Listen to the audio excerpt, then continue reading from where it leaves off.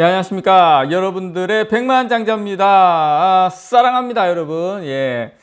오늘 또 좀 분위기는 안 좋네요. 또 안 좋은 소식도 나오고 해서 여러분들에게 전달은 좀 드려야 되는데, 근데 일단 결론부터 말씀드리면, 중장기적으로는 호재입니다. 중장기적으로는 호재라고 저는 생각을 합니다. 그렇지만 이제 단기 중기로는 약간 조금 이제 흔들림은 올 수 있다. 그렇지만 여러분들 오늘 일단 수급을 보시면 기본적으로 오늘도 물론 이런 소식이 나온 상태에서도 수급이 들어오는 걸로 봐서는 크게 외국인들은 저는 되게 신경 쓰는 것 같지는 않다. 장기적으로는 좋게 보고 있다. 이걸 일단 여러분들에게 깔고 요 소식을 좀 전달을 좀 드리도록 하겠습니다.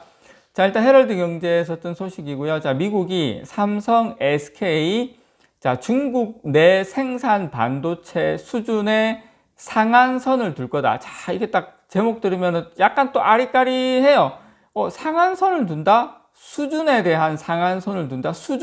무슨 수준을 이야기하는 거지? 그것에 대해서 여러분들에게 알려드리도록 하겠습니다. 제가 왜 중장기 호재, 단기 약간 흔들림, 약간 조금 고민 이런 걸 왜 그렇게 이야기하는지, 왜 중장기 호재인지에 대해서 이 수준이 말을 해준다. 그거 여러분께 전달 좀 드리도록 하겠습니다. 자, 일단 미국이 중국 내 반도체 공장의 기술 제한이 강화가 되면서요, 이 해당 지역에서 중국에서 국내 반도체 기업들의 첨단 반도체 제조가 지금 난항에 빠질 것이라는 전망이 나오고 있는데요. 자, 이에 따라서 삼성전자와 SK하이닉스가 중국을 벗어나서 타 지역으로의 생산 거점 다변화 압박을 한층 심하게 받게 될 것이라는 관측이 나옵니다. 누구한테? 미국한테. 지금 삼성전자나 SK하이닉스 거의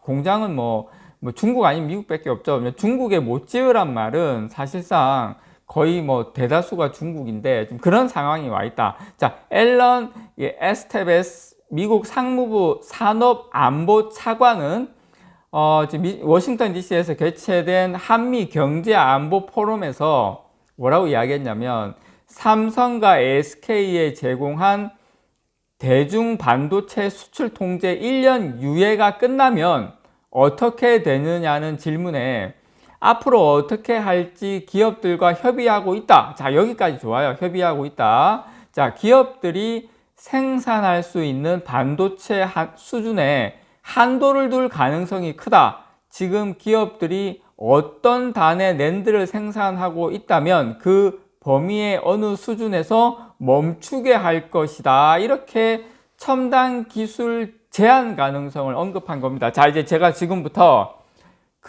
어떤 단, 그리고 수준의 한도, 그거에 대해서 여러분들에게 지금부터 한번 정리를 좀 해드리는 시간 가져보도록 하겠습니다. 자, 일단 삼성전자하고 SK하이닉스는 지금 중국에서 생산하고 있죠. 이 첨단 낸드 플래시, 어떤 단이라고 했기 때문에 이 낸드 플래시를 말을 한 것 같아요. 물론 디램도 포함이 되지만 거의 낸드가 거의 핵심인 것 같습니다. 그래서 이 메모리 반도체의 중국 내 생산이 향후 막힐 것이란 우려가 지금 커지고 있어요.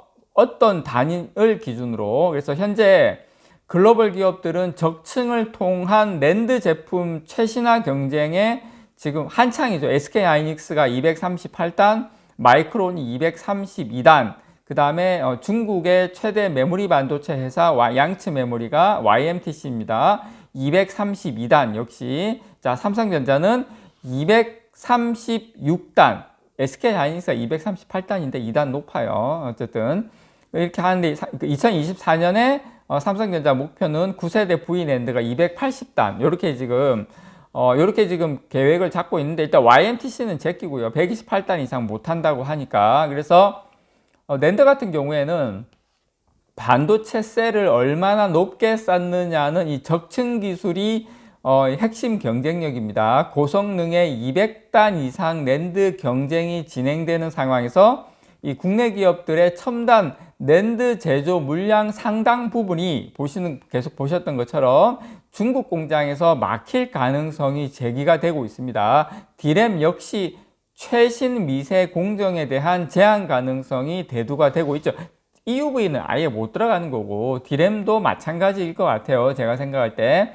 근데 이게 사실 조금 우리가 조금 안 좋은 게 삼성전자가 거의 낸드 플래시가 중국에서 상당 부분 하고 있거든요. 삼성전자가 지금 SK 하이닉스는 이제 진행 중이고, 삼성전자 같은 경우에는 시안에 낸드 플래시 공장 2개를 가지고 있어요. 시안에. 그래서 시안 1공장은 2012년에 70억 달러, 한 8조 4천억 원 투자해가지고 2014년 5월 달에 완공을 했고요.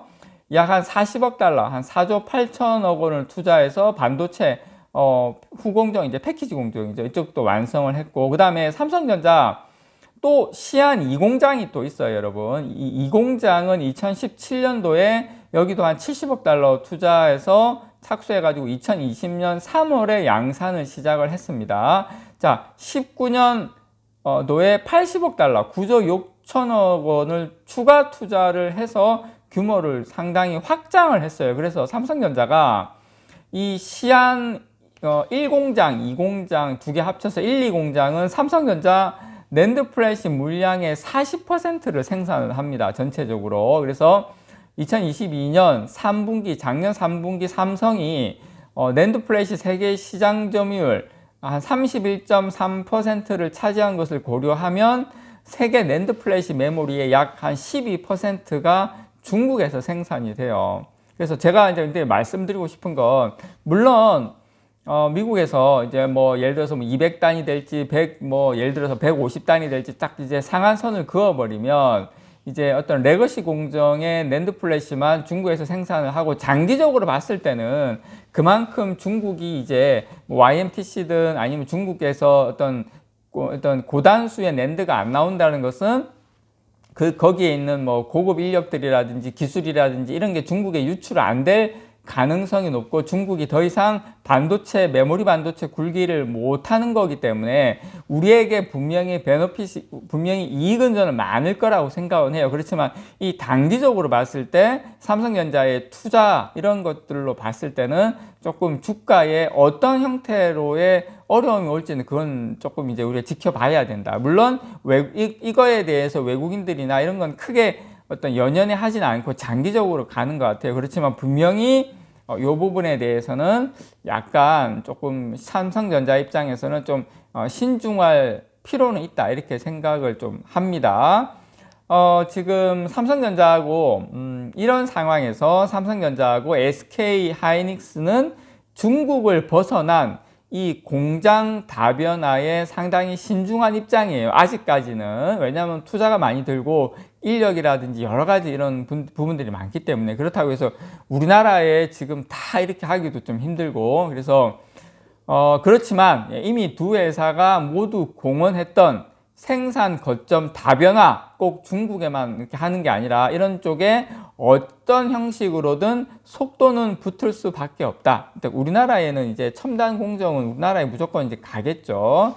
그래서 작년 4분기 컨퍼런스 콜에서 삼성전자 관계자가 중국의 팹을 안정적으로 운영하기까지 오랜 시간이 소요됐다. 지금까지 이미 많은 투자가 이루어졌기 때문에 매우 신중한 검토가 필요한 사안이다. 이렇게 국내외로 이렇게 해외 생산 거점을 옮기는 거에 대해서. 그래서 지금 어쨌든 삼성전자에서 이 부분에 대해서 상당히 고민을 많이 전 이제 해야 되는 시점이고 하고 있다, 이렇게 여러분께 말씀을 좀 드리고 싶습니다. 어쨌든 이런 소식은 제가 조금 무겁긴 하지만 여러분들께서 좀 아셔야 되는 내용이고, 그리고 장기적으로는 저는 어쨌든 호재다라고 여러분들에게 말씀을 좀 드리고 싶습니다. 이상 여러분들의 백만장자였습니다. 사랑합니다, 여러분.